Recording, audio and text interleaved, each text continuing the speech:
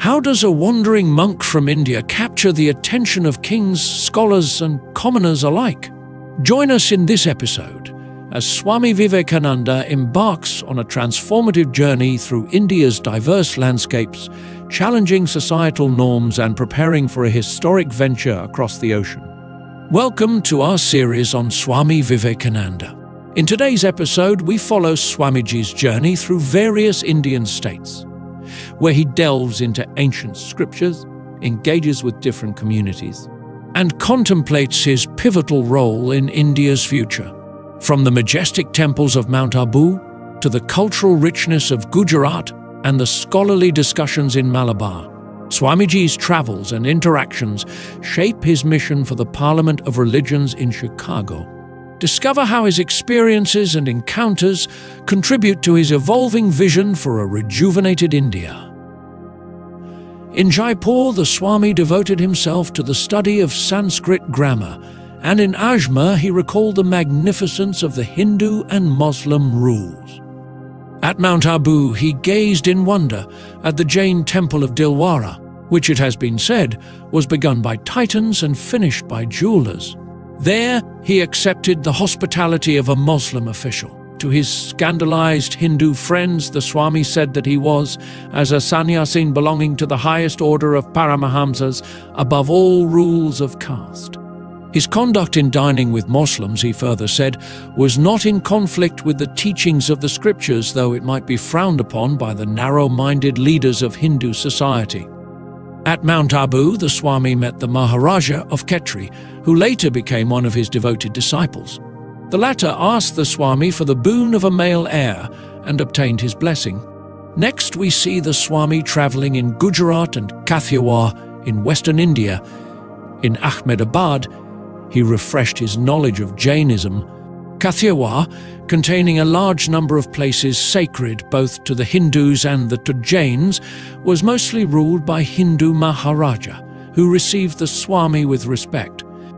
To Babu Haridas V. Haridas, the Prime Minister of the Muslim state of Junagadh, he emphasized the need of preaching the message of Hinduism throughout the world. He spent 11 months in Porbandar and especially enjoyed the company of the Prime Minister, Pandit Sankar Pandurang, a great Sanskrit scholar who was engaged in the translation of the Vedas. Impressed by the Swami's intellectuality and originality, the Pandit said, "Swamiji, I am afraid you cannot do much in this country. Few will appreciate you here. You ought to go to the West where people will understand you and your work. Surely you can give to the Western people your enlightening interpretation of Hinduism." The Swami was pleased to hear these words, which coincided with something he had been feeling within. The Prime Minister encouraged the Swami to continue his study of the French language, since it might be useful to him in his future work. During this period, the Swami was extremely restless. He felt within him a boundless energy seeking channels for expression. The regeneration of India was uppermost in his mind. A reawakened India could, in her turn, help the world at large. The sight of the pettiness, jealousy, disunion, ignorance, and poverty among the Hindus filled his mind with great anguish. But he had no patience with the westernized reformers, who had lost their contact with the soul of the country. He thoroughly disapproved of their method of social, religious, and political reform through imitation of the West. He wanted the Hindus to cultivate self-confidence. Appreciation of India's spiritual culture by the prosperous and powerful West, he thought, might give the Hindus confidence in their own heritage. He prayed to the Lord for guidance. He became friendly with the Hindu Maharajas, who ruled over 1/5 of the country and whose influence was great over millions of people. Through them, he wanted to introduce social reforms, improved methods of education, and other measures for the physical and cultural benefit of the people.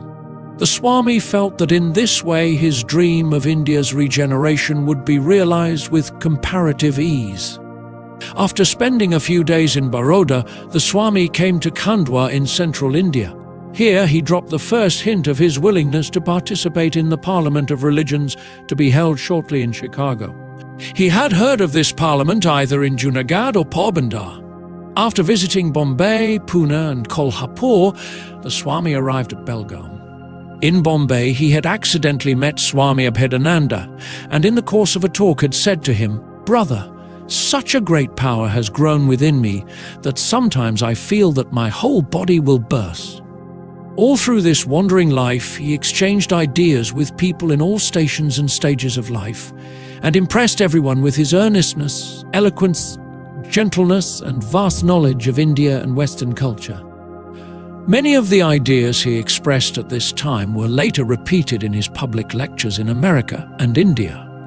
But the thought nearest to his heart concerned the poor and ignorant villagers, victims of social injustice. How to improve the sanitary condition of the villages, introduce scientific methods of agriculture, and procure pure water for daily drinking. How to free the peasants from their illiteracy and ignorance, how to give back to them their lost confidence. Problems like these tormented him day and night. He remembered vividly the words of Sri Ramakrishna that religion was not meant for empty stomachs. To his hypochondriac disciple, Haripada, he gave the following sound advice. "What is the use of thinking always of disease? Keep cheerful, lead a religious life, cherish elevating thoughts, be merry, but never indulge in pleasures which tax the body or for which you will feel remorse afterwards. Then all will be well. And as regards death, what does it matter if people like you and me die? That will not make the earth deviate from its axis. We should not consider ourselves so important as to think that the world cannot move on without us." When he mentioned to Haripada his desire to proceed to America, the disciple was delighted and wanted to raise money for the purpose. But the Swami said to him that he would not think about it until after making his pilgrimage to Rameswaram and worshipping the deity there. From Belgaum, the Swami went to Bangalore in the state of Mysore, which was ruled by a Hindu Maharaja. The Maharaja's prime minister described the young monk as a majestic personality and a divine force destined to leave his mark on the history of his country. The Maharaja, too, was impressed by his brilliance of thought, charm of character, wide learning and penetrating religious insight. He kept the Swami as his guest in the palace. One day, in front of his high officials, the Maharaja asked the Swami, "Swamiji, what do you think of my courtiers?" "Well," came the bold reply, "I think your Highness has a very good heart, but you are unfortunately surrounded by courtiers who are generally flatterers." "Courtiers are the same everywhere." "But," the Maharaja protested, "my Prime Minister is not such. He is intelligent and trustworthy." "But, Your Highness, Prime Minister is one who robs the Maharaja and pays the political agent." The prince changed the subject and afterwards warned the Swami to be more discreet in expressing his opinion of the officials in a native state, otherwise those unscrupulous people might even poison him. But the Swami burst out, "What? Do you think an honest sannyasin is afraid of speaking the truth, even though it may cost him his very life? Suppose your own son asks me about my opinion of yourself. Do you think I shall attribute to you all sorts of virtues which I am quite sure you do not possess? I can never tell a lie." The Swami addressed a meeting of Sanskrit scholars and gained their applause for his knowledge of Vedanta. He surprised an Austrian musician at the prince's court with his knowledge of Western music. He discussed with the Maharaja his plan of going to America. But when the latter came forward with an offer to pay his expenses for the trip, he declined to make a final decision before visiting Rameshwaram. Perhaps he was not yet quite sure of God's will in the matter. When pressed by the Maharaja and the Prime Minister to accept some gifts, the costlier the better, the Swami took a tobacco pipe from the one and a cigar from the other. Now the Swami turned his steps towards picturesque Malabar.